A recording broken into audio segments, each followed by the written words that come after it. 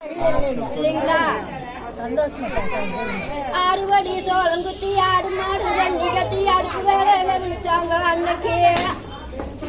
இன்னைக்கு அரைப்படிய ஆக்கிட்டு ஆம்பளைய மறுக்கிட்டு அடுப்பு மூட கழுக்கிறாங்க இன்னைக்கு.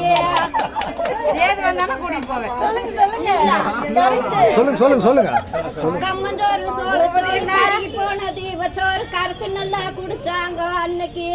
இன்னைக்கு காப்பி கடை இட்லிய கழுத்து மட்டும் தின்னு போட்டு களிய கண்டா முறைக்கிறாங்க இன்னைக்கு. அதுக்கெல்லாம் நாங்க ஒரு சாப்பிட்டு குளிச்சு போனா தைச்சு போட்டுருது முகம் தைச்சுதான் போடுவோம். கந்த துணி வீத்த துணி பொறிஞ்சு போனா வீத்த துணி பொறிஞ்சு நல்லா கட்டுனாங்க அன்னைக்கு. இன்னைக்கு சிலுக்கு மேல சிலுக்கு வந்து சீரான வயசு வந்து மிங்கோசுவா மீறி போச்சு இன்னைக்கு.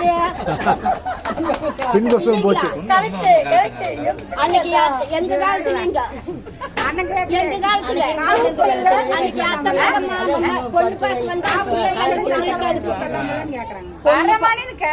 பொண்ணு பார்க்க வாரானா அந்த பிள்ளைங்களுக்கு சமாசம் தெரிஞ்சு அந்த பிள்ளைங்க அந்த வீட்டுல இருக்காது. அந்த காலத்துல வேற வீட்டுக்கு ஓடி இருக்கும்.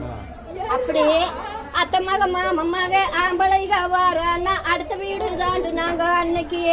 இன்னைக்கு அத்தை மக மாமமாக ஆம்பளைக வாரானா ஆறுக செஞ்சு இலை கட்டி பாவாடைய கட்டிட்டு பவுடர் பூசிட்டு பசுப்பு நட நடத்துறாங்க இன்னைக்கு. பசுப்பு நட ஆமாங்க. தப்பா நினைச்சுக்காதீங்க.